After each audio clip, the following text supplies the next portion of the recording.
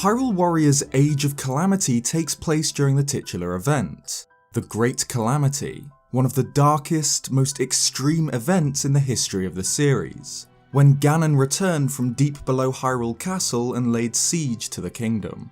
This war, as we know it, led to utter ruin. Nearly everything and everyone was lost in the ensuing battle, as the beast turned the Sheikah weapons against that which they were designed to protect. However, Age of Calamity's telling of this war is a little different, all owing to a small egg-shaped guardian.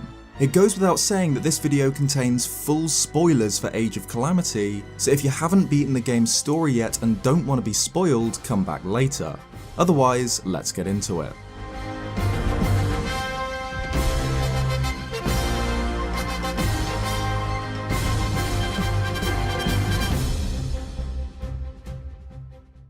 Age of Calamity begins during Hyrule's darkest hour, the climax of the Great Calamity. Guardians swarm through Castletown, laying waste to everything in sight, their systems flooded with Ganon's malice, which has bound them to his will. Malice is of course a thick, purple ooze, concentrated evil inextricably tied to the Calamity. Nowhere was hit harder by the cataclysm than Hyrule Castle, which crumbles and burns as guardian lasers sear through the air, tearing through stone like it was paper. Inside the citadel itself, in the western wing, lies Zelda's study, filled with books, notes, and Sheikah artifacts, the object of the princess's research. The battle outside shakes the tower, which knocks a small wooden box off of the highest shelf. A box containing Terrako, a tiny guardian. It's revealed later on in the story that Terrako was almost a sort of pet, belonging to Princess Zelda when she was a child. The princess activated the guardian by inserting a small glowing screw-like piece into the machine, or perhaps even built it in its entirety. However, later on, after the death of Zelda's mother and the prophecy of Calamity Ganon's return, King Rhoam confiscated the diminutive guardian, believing it to be merely a distraction for the princess, who needed to focus on training to awaken the sacred power latent within her.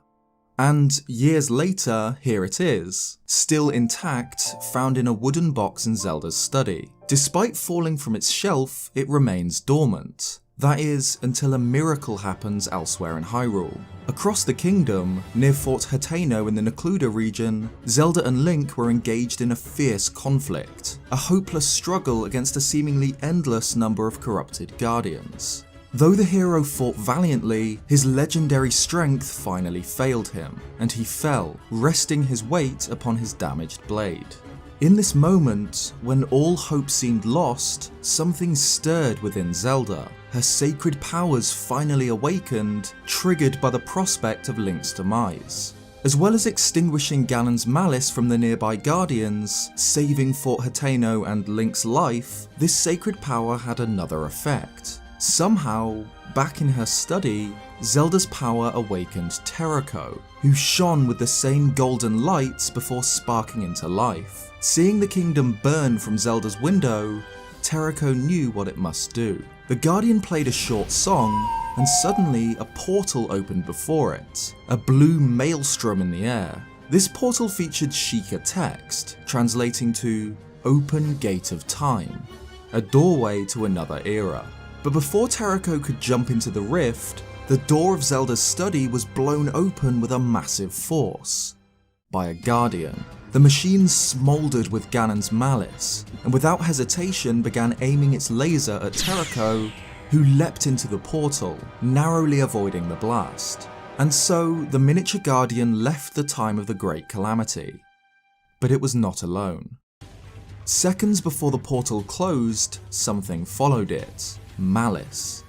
Somehow, perhaps by a conscious decision of Ganon's, or perhaps even by an unfortunate accident, malice bled out from the Guardian in the doorway, large tendrils leaping forth as if being sucked into the rift. With that, the portion of Age of Calamity set during the timeline we're familiar with ends. Terrako and the malice travel into the past, to a time shortly before the Great Calamity. Even without anything that follows, this creates a separate timeline. In one, the one in which Breath of the Wild eventually takes place, Terrako lay dormant until Zelda's powers awakened. But in this new timeline, a Terrako from the future, alongside tendrils of malice, appeared from the time portal long before Calamity Ganon had even resurfaced. Fittingly, the very first time we see Terrako in the past, he's surrounded by butterflies, a nod to the butterfly effect, that something as small as the flap of a butterfly's wings can lead to a chain of sequences resulting in massive changes, often used as an example of how large an impact changing anything using time travel can have. Terrako, a tiny, diminutive guardian, enters the past, which sets off a chain reaction of events, eventually leading to an entirely different outcome. In this new timeline, in which Terrako is present and active before the Calamity, we now have two versions of the miniature guardian present at the same time. One is of course the future Terrako, who does not belong in this time, but there is still this timeline's actual Terrako, who of course is still dormant within the box on Zelda's shelf. Except it isn't. As our main group, along with future Terrako, enter the Royal Tech Lab, a small guardian enters the frame on the left, though it burns a violent purple. When the malice followed future Terrako back through time, it latched on to the deactivated Terrako found on the shelf in Zelda's study, corrupting it with Ganon's dark magic. This malice brought the little guardian to life, though it was now fueled with the beast's hatred. Because it was possessed by a sliver of Ganon from the future, it knew the future, and was able to control guardians and monsters.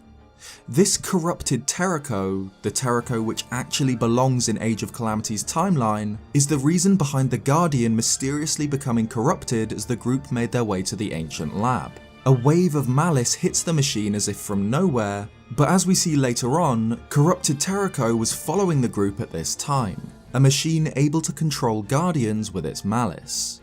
At the ancient lab, Robbie and Pura were able to extract data from Terrako, harrowing images showing Hyrule during the Great Calamity. This vision of the future accelerated Zelda's plans to prepare the kingdom for war, and the princess travelled, alongside Link, to recruit 4 champions to pilot the divine beasts. But elsewhere, the corrupted Terrako was busy. It had made its way somehow to the Gerudo Desert, where it found the Yiga clan, and more importantly, Astor, a prophet devoted to Calamity Ganon. Again, as the only difference in this timeline is the presence of future Terrako, and the malice which corrupted the current Terrako, Astor must have existed during Breath of the Wild's Great Calamity, though he would have had nowhere near as large an impact on the events as he did here, as he was without the miniature guardian, a machine which the prophet calls his Harbinger. This Harbinger, the corrupted current era Terrako, is poisoned by malice from the future. This malice is from the Calamity Ganon we're familiar with, the Ganon who brought Hyrule to ruin prior to Breath of the Wild. So even though the Calamity has yet to happen in this timeline, a Ganon is still present in some form, able to influence a different timeline with his malice. This means that when the Calamity finally occurs in Age of Calamity's timeline, we have 2 separate Ganons in different forms. Malice from Breath of the Wild's Calamity Ganon, and the actual Calamity Ganon of this timeline. This is why Astor is able to infest the Korok Forest with malice. Even though the Calamity has yet to occur, he has access to the powers of a different Ganon entirely through the Harbinger. This is likely also why Age of Calamity's Ganon seems far, far stronger, able to create powerful foes like Malice Lynels or Electric Guardians, as well as conjure Blight Ganons which are far stronger than their Breath of the Wild counterparts. It's because not only is there this timeline's Great Calamity at play, an already monstrous, terrifying power, there's the Harbinger too, which is able to influence and control guardians and monsters with its malice. Before long, Age of Calamity's timeline begins to catch up with where the original timeline was during the prologue. The Calamity awakens. Just as Terrako escapes an attack from the Yiga, bringing Zelda the Sheikah Slate, the skies darken, as Ganon finally breaks free of his ancient seal. The prophecy has come true. Link and Zelda narrowly escape the castle due to King Rhoam sacrificing himself to distract a group of guardians. Rhoam appoints Link as Zelda's personal knight before, apparently, meeting his demise. After the Great Calamity strikes, the game's story takes another massive turn away from the story we're familiar with. In a moment of utter despair, convinced that Hyrule will fall due to her failure, Princess Zelda breaks down, and a tear falls onto Terrako.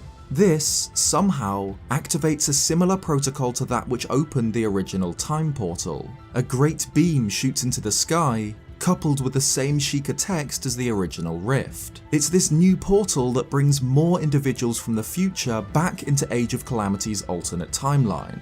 This time, it's the 4 successors to Hyrule's champions: Sidon, Yunobo, Riju, and Tabor.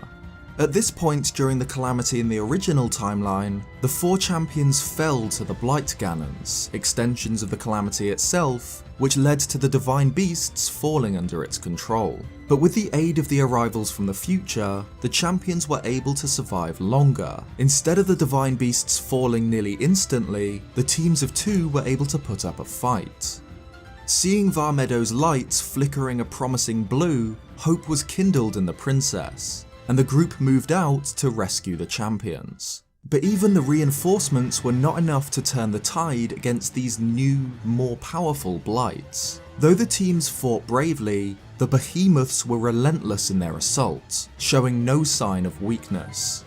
But the time travelers had bought enough time for the hero to reach the beasts. Link arrived in time to save each champion from their fate, reclaiming the 4 divine beasts, each a monumental asset to Hyrule's forces, colossal powers no longer in the hands of the enemy. During Breath of the Wild's Great Calamity, one of the most devastating losses for the Kingdom of Hyrule was at Akala Citadel, the mountain fortress. The castle was said to be impregnable, and for the most part it was, and it was where the Hyrulean army made their last stand against the Calamity. However, their bravery in facing Ganon's forces was in vain. The siege of Akala Citadel was an absolute defeat, and the Hylians were wiped out to the last man, obliterated by scorching energy blasts or crushed under the shunting legs of corrupted Sheikah automata.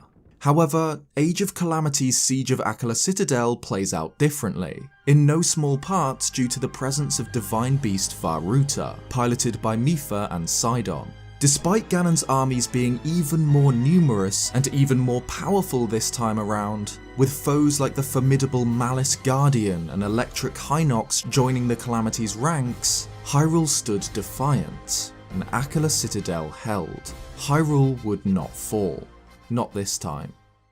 Astor, the Prophet of Doom, was still at large. Concerned by Hyrule's resistance to the Calamity, but not deterred, he employed a new strategy. He began to harvest the souls of the Yiga clan, using their blood to resurrect the Blight Ganons, who hung like limp puppets behind him. Horrified by the slaughter of their people, Yiga masters Koga and Suga refused to be the final sacrifices, and instead defied Astor, defecting from the side of the Calamity and joining the fight to oppose it. Elsewhere, Link and Zelda moved to join the defense of Fort Hateno, a small outpost in the Necluda region. This is where Link fell in the original timeline, and where Zelda's latent powers finally awakened, though this time, due to the Harbinger's malice, the onslaught dwarfed even the original. Augmented Guardians and Lynels were among the ranks of the enemy, monstrously powerful foes that threatened to take the fort despite the help of Link and Zelda. Just as the tide of battle began to turn in favour of the defenders, Astor finally joined the fray, bringing with him the 4 resurrected Blight Ganons, bent on one goal: bringing an end to the princess. Impa grabbed Zelda and ran, while Link took on all 4 Blights at once. His skills were inhuman. He moved with unbelievable speed and swung the Master Sword with incredible force and accuracy. But the fight was 4-1, and surely he began to show signs of exhaustion.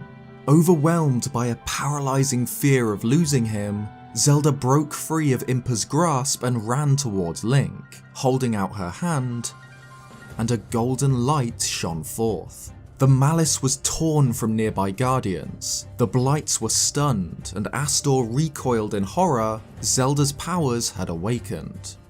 Together with Link, Zelda pushed back the blights, securing Fort Hateno in the Necluda region, and dealing the Calamity another massive defeat.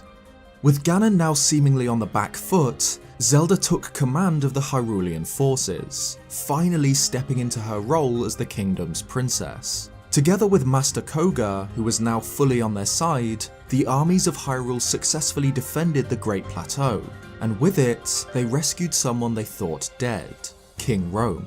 The king had been entirely surrounded by corrupted guardians, a situation which meant certain death.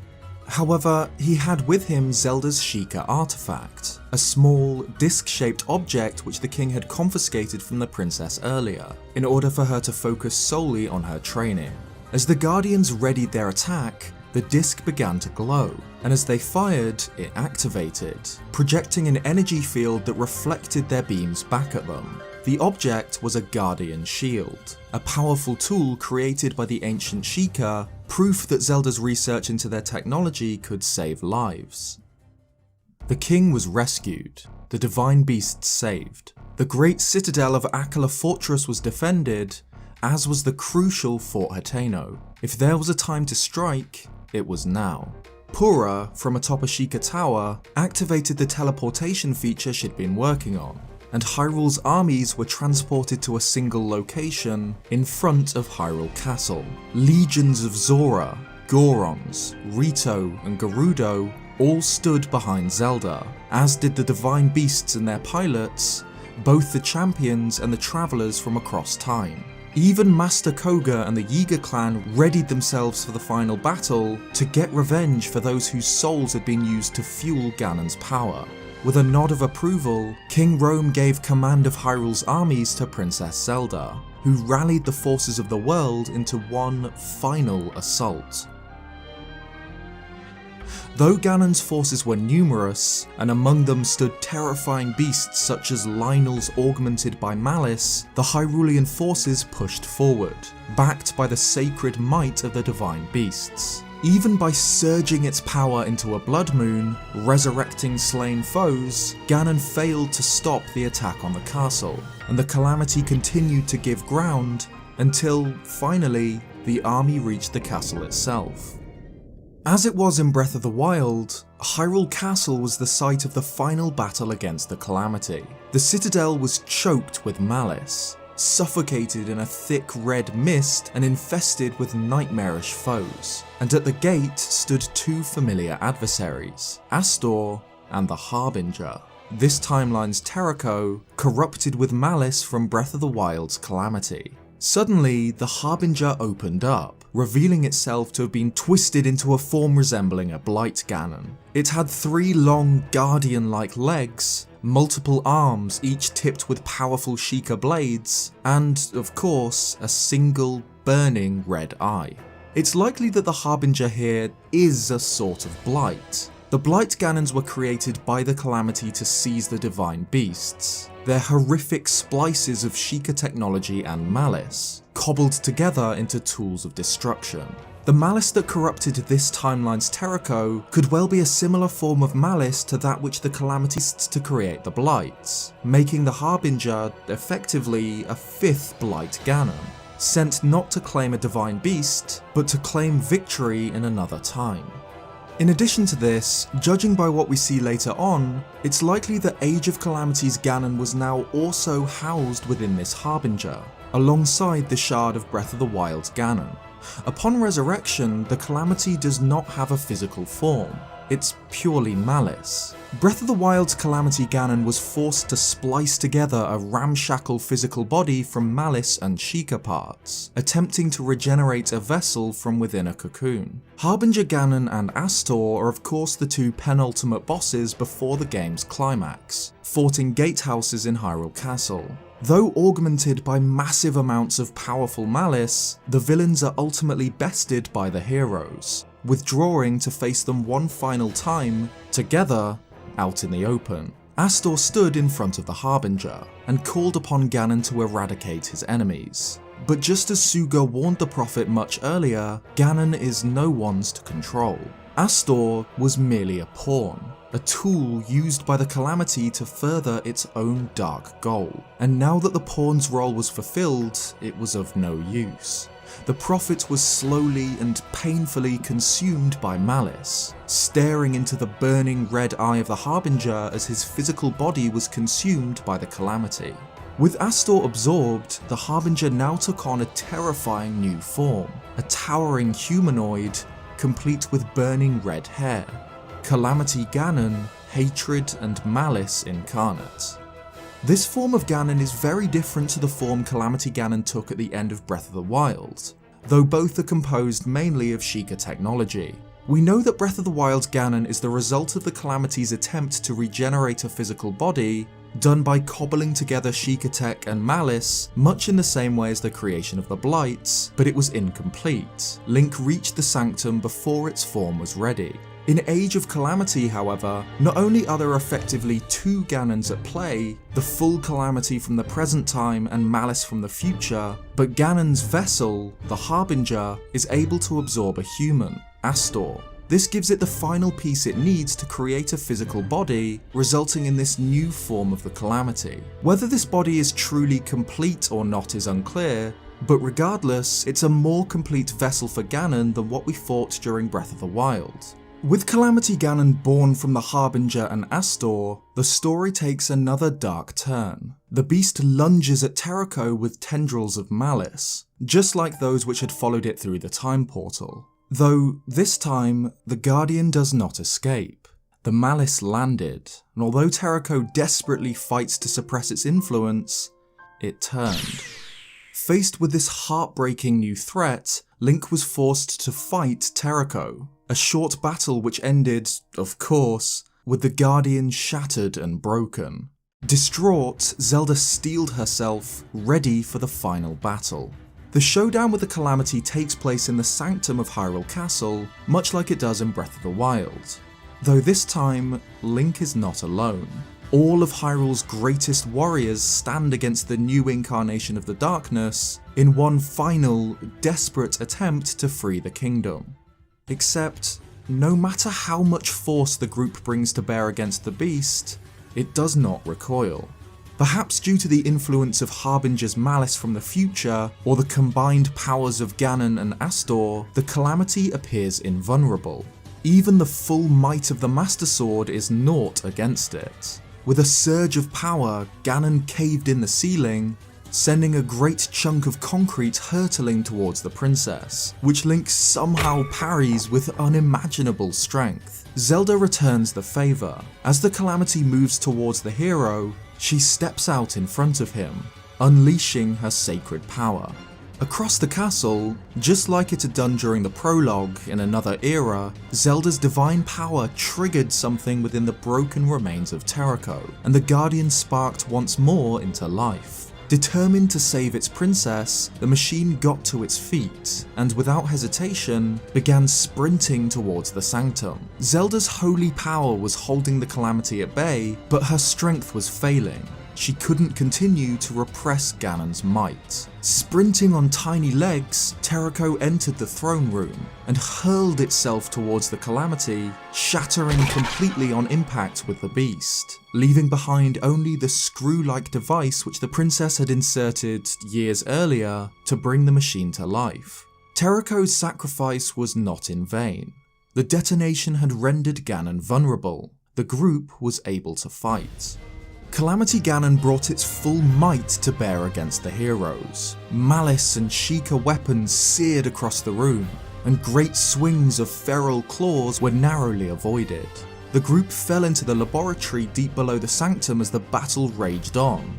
But ultimately, with a great swing of the Master Sword and a torrent of the princess's sacred power, the Calamity was defeated, and Ganon was sealed once more. The war for Hyrule was over, and the Calamity had been averted.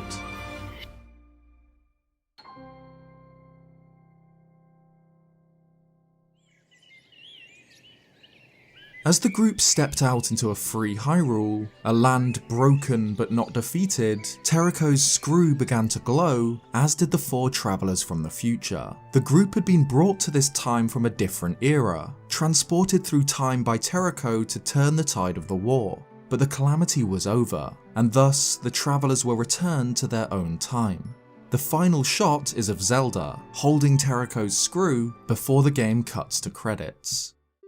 But there's another secret ending of sorts. After completion of the story, it's possible to collect broken remnants of Terrico, shards likely scattered across the kingdom during its detonation. After collecting 50 of these, we can see an extra, final cutscene. The Guardian reactivates, surrounded by its friends. The machine that travelled through time to avert the Calamity was restored, reunited with its princess.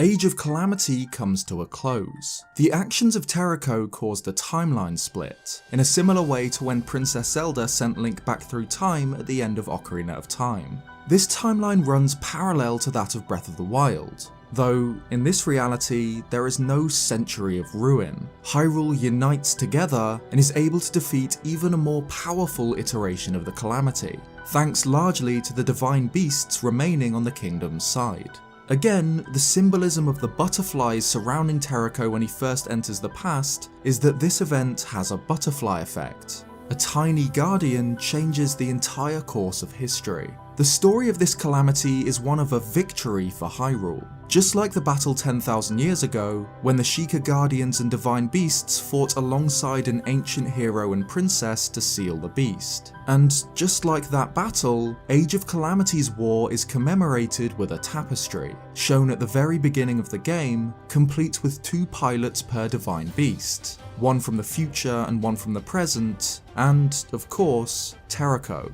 Being in this alternate timeline means that Age of Calamity's story has almost no implications on the world of Breath of the Wild and its upcoming sequel.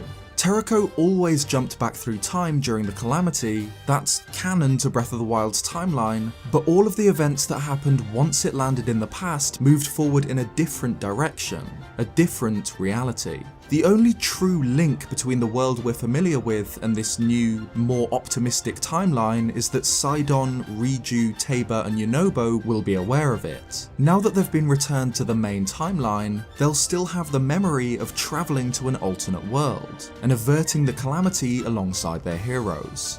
Whether this is something we'll see referenced or explored in Breath of the Wild's upcoming sequel or not is unclear. I'd personally love to see perhaps a small reference to it, but wouldn't like the story of Age of Calamity to affect Breath of the Wild's timeline other than that. The story of Breath of the Wild is dark. Hyrule lost all hope, lost everything in a complete, catastrophic defeat. And only through the sheer will of the princess and the hero was the Calamity eventually sealed a century later. The world is still absolutely shattered, scattered settlements living in the broken ruins of the old world. And with the game's upcoming sequel, things aren't looking to get any better for this Hyrule. Age of Calamity is an unapologetically cliched what-if universe, and it absolutely knocks that out of the park. We're able to see alternate versions of the most decisive battles and events of the Calamity, a cataclysm which, ultimately, we're able to prevent.